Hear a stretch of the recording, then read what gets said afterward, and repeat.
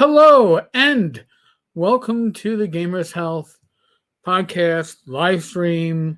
It's part of the Tavern Chat podcast channel. I'm Rach Tenkar. This is my lovely wife, Rachel. Hello, Folks. It's been a busy week. Okay, to say the least. Health wise, I got my first COVID shot on Tuesday. I got the Pfizer shot, which means I go back in just over 2 weeks to get my booster. And Rach, a week ago, yesterday, 2 weeks ago, yesterday. Yeah, got my first Moderna instrument. So basically, in 2 weeks, she gets her Final, and then a few days after that, I get my final because I got the Pfizer. And then about a week after that, we can finally say this household has herd immunity at least for the household. And it also means that we'll probably have a more normal Easter. We'll have we will have our niece. Yeah, my sister. Maybe if we're ambitious, maybe we'll throw Connecticut into that weekend. Oh, that would be so. Because we haven't seen my nephews and my in-laws in Connecticut. But folks, a few things to, I guess, like touch upon. So weight-wise, I'm like hovering steady. I go as low as 217, as high as 220. But if you were going to ask me, oh, what do you think you weigh now? I'd probably say 219 because that's been spot on for the last couple of days. After I got my Pfizer shot, my arm was painful. It's still a little tender. I had nausea. I had an upset stomach. I had diarrhea. Cha-cha-cha. Upset stomach, diarrhea. So I had all that fun stuff that it goes along with the flu, including a headache, but without actually having the flu. It didn't last horribly long. It could have been a lot worse. I'm not complaining. Just mentioning that these things have side effects. My mother got her second shot, as my father, of the Moderna. That was Thursday, so 2 days ago. Mm-hmm. And my father seems to have been unaffected. My mother basically slept with a few waking bits. She slept for the better part of 36 hours. So it affects everybody. Flu differently. So you can't really assume what your body is going to do when it is exposed to the immunization. All right.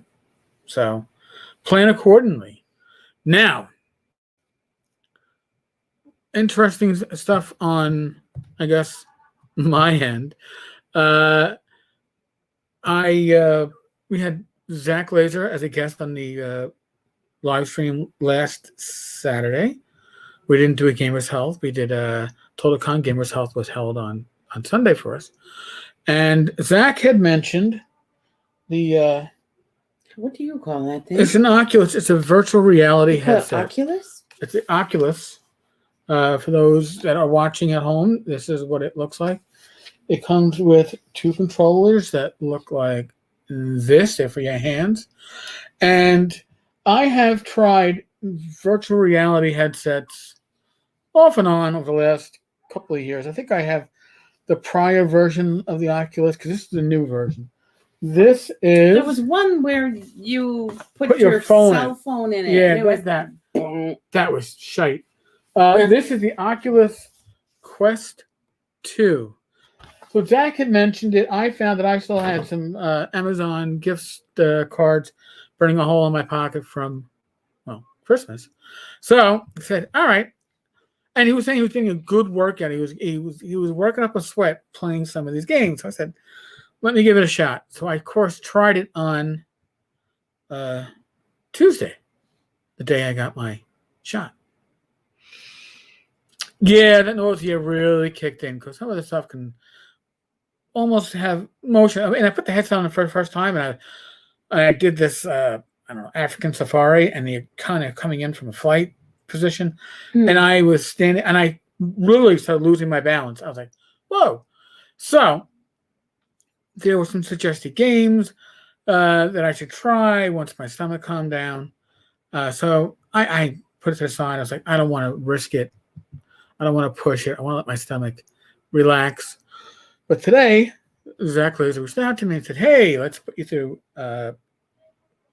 take a tower defense game where you're an archer and you can play it cooperatively. And we did. And we played it for about half an hour, maybe a little bit longer. And at the end, I saw that my heart rate hit as high as 110.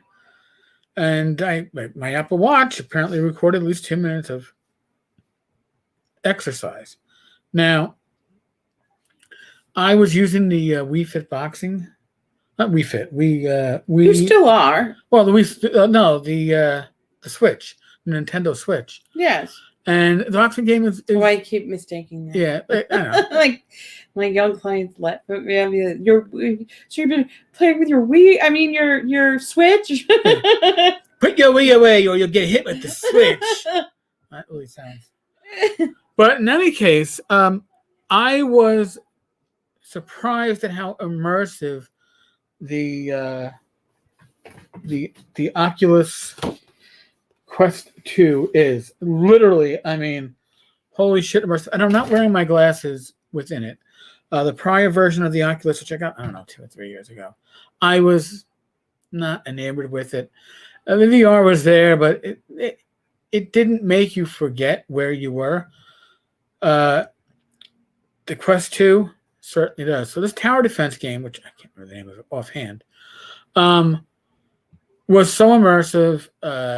I literally, I was, Rach saw me from. He was ducking. I was ducking battle hand axes being thrown at me. Mm-hmm. I'm reaching around, shooting up to shoot at dragons, shooting down. My heart rate got up to like 110.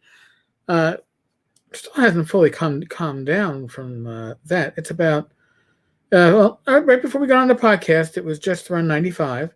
Let's see what it is now, 91. So it was good at getting my heart going, my blood pumping, and you didn't feel like you were exercising. And there are apparently other games that are more exercisory in nature, but are still fun games. And let's admit it, okay? We're gamers, right? We're tabletop gamers. Of us enjoy our little escapism into fantasy. Well, if you can escape into your little fantasy world for 30 minutes at a pop, you get to move. You get to move. You get some exercise. Now, I'm going to tell you right now, map out an area that's going to not have any breakables. I believe that Zach hit the at one point the pull for his ceiling fan. Oh.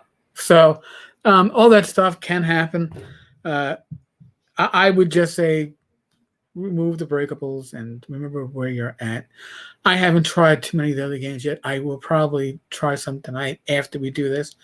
I will try to find ones I can do from a seating position. I just want to experience the VR. I'll do the exercising tomorrow. But I think it's huge. Now, today was also a day which it hit in the 50s. It rained earlier, but we were able to take a walk. Yay! Felt really good. And we walked our dachshund, Donka, who hasn't gotten for a walk. She's not probably since like November, December probably. Yeah. Like around Christmas time, maybe. Right, because she is, first off, she doesn't like going to the bathroom outside. She is pad She's trained. a New York City dog, so she goes on wee-wee pads. Right, she's a miniature dachshund. When we say she goes on wee-wee pads, speaking, she attempts to go on wee-wee pads. She misses on occasions. Yeah, like, she'll have a big pee and it'll... Or sometimes the poop just kind of incidentally doesn't make it on it. But in any case, so that's what's going... God love her for trying. Yeah, But she thinks the outdoors is just too pristine. So we took her for a nice walk, about 40 minutes. She took us for a nice walk because we let her choose the path. She knows where she wants to go. She has her favorite places, and she got to meet some people today. And it always excites her and makes her happy. So, and again, she's been shut in. And part of the reason is, too, is that we've been like, well, if the dog's not going to enjoy the walk, why are we going to go out in the midst of a pandemic? right? Thankfully, the numbers for the pandemic have been calming down a bit. We both have at least our first shot. I am nowhere near protected against the virus, but yeah, and the salt also, like, you yeah, gotta wait for some of the salt to that's the other problem with your kind of dog. dissolve, because she'll not walk Or she if will. it hurts. She'll want to walk, but then like After a while, she the raises her salt, paw and yeah. sort of like, no, I don't want to do this anymore. You know, you have to lift me. And then it's like us carrying the dog around. Yeah. So I mean, again, with the warmer weather coming up, people are going to want. You're going to want to do your physical your walks in, get your bike rides in, get your jogs in. Beautiful thing. All right. I don't know if you can actually jog or ride a bike with a mask on. I'm generally speaking, when I'm walking, my mask is my gaiter. I wear the mask going into stores. I wear the mask going to my doctor's office. But when I'm walking the streets, I got on. I pull my gaiter down. Oh, somebody's coming up. Pull my gaiter up. It's otherwise my glasses fog up and I really come to. Yeah, mine stays. You don't wear glasses, darling. You don't have that problem. No. So.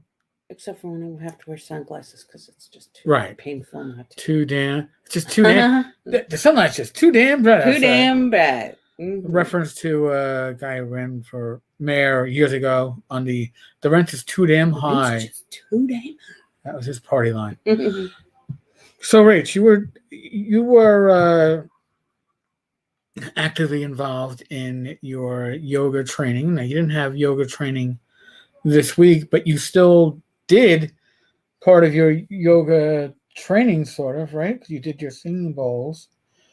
Oh, yeah. So Tuesday, I taught my first hour-long class to my peers. It's like a little circle of trust kind of thing that we have and get together and do that stuff. So, while in our classes, we learn different techniques around teaching and, different formulas, different ways of organizing a class. We still hadn't really had a class to put together and run. So, and it's interesting because we have some teachers who have some experience teaching after their 200 hour.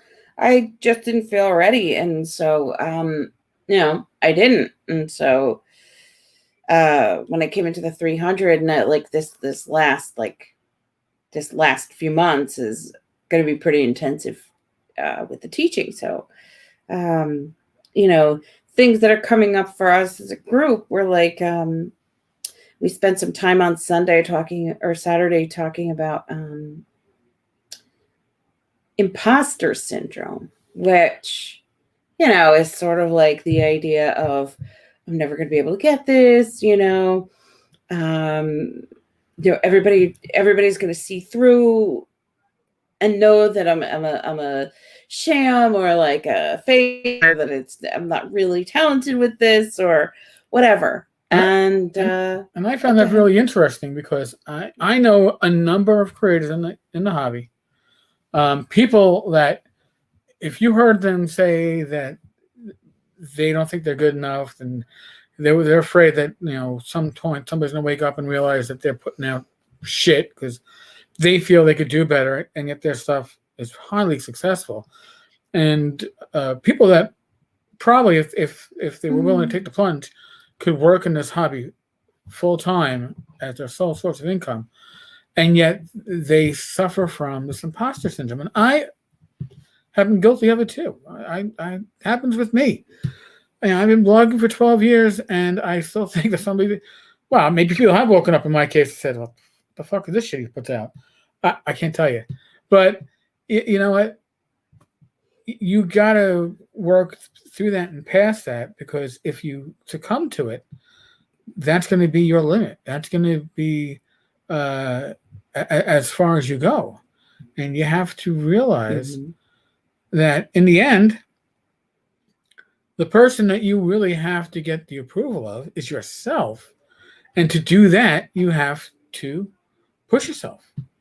long as you're pushing yourself. You have to try it on. You have to keep going. Yeah. And that's like the uncomfortable aspect of it. It's a lot easier. But once you make it through, Yeah. you're going to be able to look back and say, all right, I remember. Because I think I've had this before when I came into social work and stuff. You know, when I was younger, you know, I think it's normal with any new skill that you're doing. And it's funny because I you know, we were talking about it on Sunday, and, you know, the whole thing came up of, well, why not you? You know, it's like you're successful in other areas of your life. You know, it's like, you know, so we kind of looked at like, well, what do you do for a living? And, you know, like I help people, or, you know, whatever. And then it's like sort of remembering your competencies there, and sort of like, well, why wouldn't you be competent with this? You know, and it's funny because you start to think about it, and it rents space in your mind. So we rent space in my mind on Tuesday night. And, you know, so I was like, I don't know. You know, and then I was like, all right, it is this bullshit again, this faulty thinking coming back. So I knew what it was. So I said, all right, let me like do some reading about it, see what I can find to like let go of it a little bit. And so, you know, I did. And, you know, so of course I was there, you know, going, what the fuck?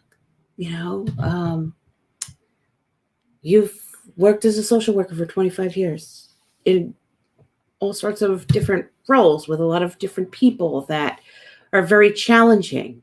You know, you know, when I teach yoga, I don't have to change anybody's behavior. You know, like it's not, well, where's the success? Did they meet their goals? I mean, yeah, that's there, but that's on them. Those are theirs, you know, and also like in the therapy, you know, of course that's theirs, but I don't know. I just feel like there's more of a push. Well, I think you know, I guess also for payment and stuff like that, you know, I don't know, just really strange. And so I said, you know, you've worked with a lot of people who other people couldn't work with, both clients and staff, you know, supervising staff. And, you know, if someone's going to try to blow something out there, you got plenty of defense, you know, and you're too old for this fucking shit, you know? Well, there you go. And so what is Rach doing? She's bowling her way through it. And, yeah. And you got to use the method that works for you. But listen, we're in the midst of a pandemic. We are in the midst of still winter, right? So longer nights, less sunlight. Mm-hmm. So seasonal depression, if you're prone to seasonal depression, a lot of people are, the pandemic will just amp that up. Oh, sure. And then the self-doubt of your abilities, of people realizing that you really aren't as good as you would like to be. I'm going to be honest with you.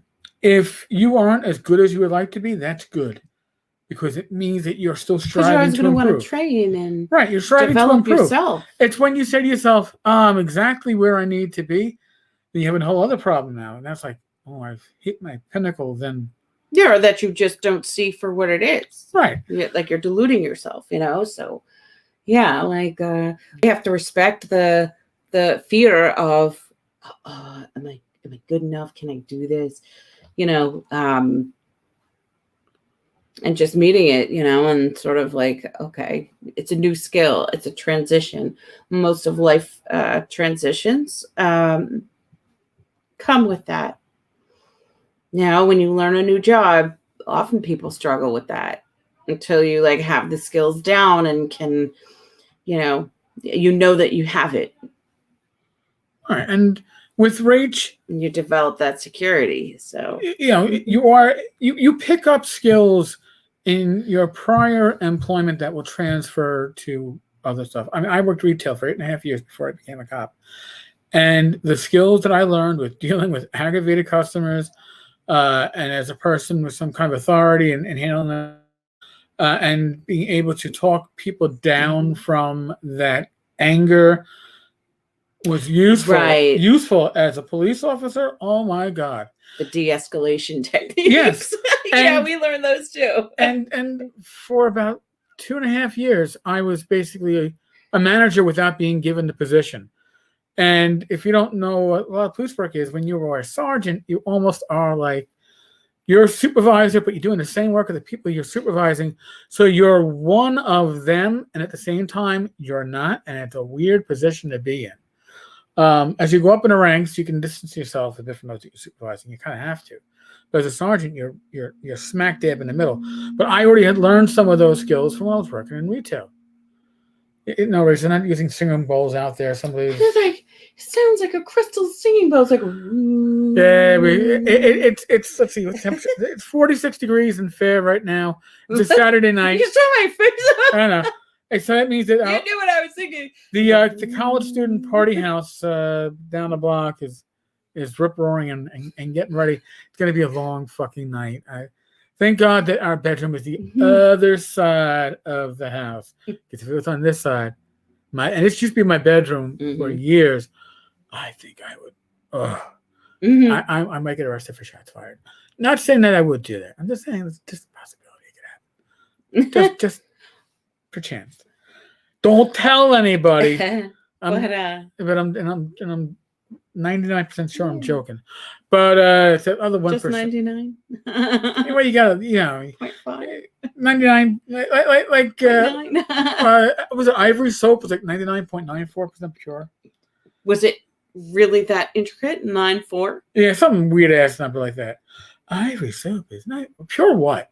Pure shit? I have no fucking clue. But we're getting off the topic. Yeah. So we can bring it back and yeah. So one of the things that we were all talking about regarding the whole imposter syndrome thing is, that each one of us has something special to bring. We each carry our own experience to offer other people, and impact them in a different way than somebody else. So yeah. That's something that's special. And, that's something that transfers not only with counseling and yoga, but also to gaming and, anything to humans. When you want to be, you want to do more with gaming, right? You want to be creative. I would love to draw maps. I can't draw maps for shit. All right, I can't. And I can do some decent content. Hey, towards what we like, but I know my specialty is blogging, podcasting, the live streams. I know what I'm good at, and I can enjoy doing some of the other stuff, but know what you're good at, okay? If you are good at art and your writing's okay, well, certainly work on your writing, but don't neglect your art, because your art is where a lot of your extra is going to come out of it, and that might influence your writing. There's all these aspects of you will overlap. You'll be surprised at how much they overlap if you let them. So part of that means that you got to take an inside look at yourself once in a while. It's not always easy. Guilty? Here, with my arm. Here, guilty. Hand up. Whether it comes to whether it's your physical health, your emotional, your mental health, even your spiritual health. Maybe you're like, maybe I wish I was going to services more often. Maybe you need that connection, especially in the world of COVID. And maybe you're in an area where parts of California, right? No indoor services. You can find services online. We found that Rach, it might as well be a foghorn at this point. If this is getting picked up, I'm telling you right now, it is not. It is not a fucking. But the feedback from their little microphone can't go on for like. No, but it is. Shh. It is not. They're just fucking around. We got a yogi in the area. Let's fuck around with the yogi. You got to fuck around with the yogi.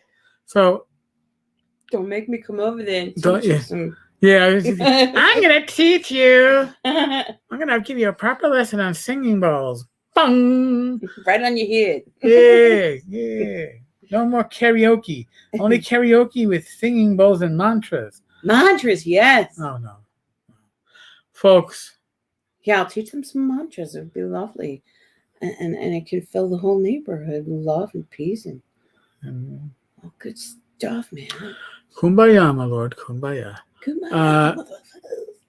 Again, you have to find ways in this world of COVID to work around virtual gaming, right? Not talking about the headsets. That's fine. Virtual tabletops. People have been gaming. We miss our connections with our friends. Last week, doing the Tolocon live streams, I realized how much a lot of these friends I miss seeing. I see them at cons, and I miss that. And there's a lot of people I've missed.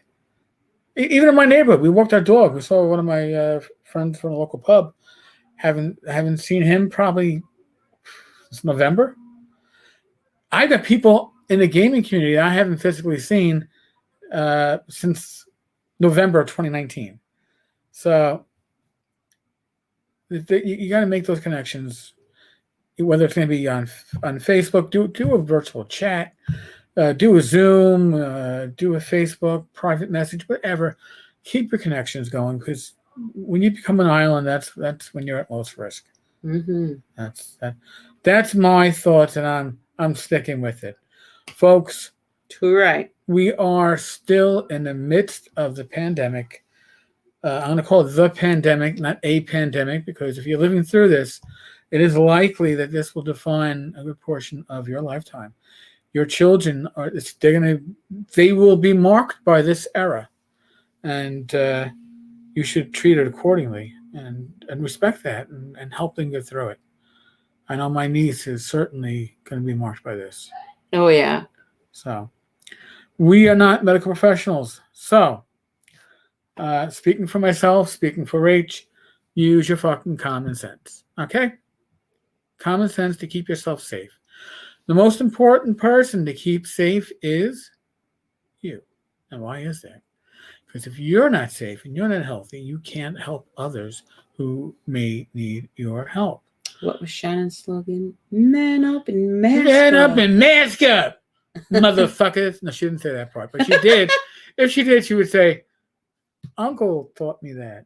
So, folks, seriously, just common sense. All right? Be safe, be well. God bless.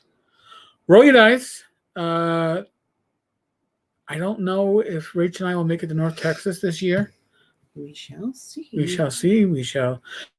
Depends on how open the hotel is. If the hotel serves, probably, and if the hotel is not serving food, we're fucked, because we'd be flying in, and I'm not renting a car. Folks, I can't. Yes. I can knock on pressed wood. I can't reach the. I gotta reach over here, folks.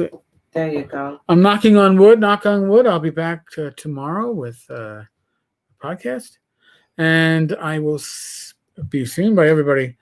I guess on Wednesday night with Bad Mike. We may have a special guest. Too early to announce.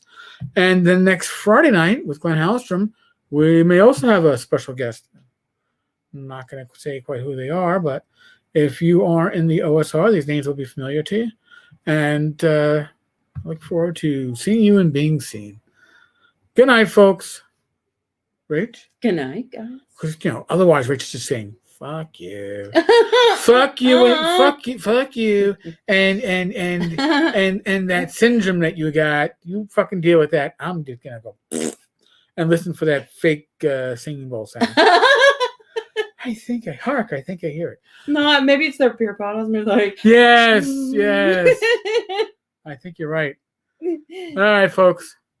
Be good. God bless. Take care. Laters.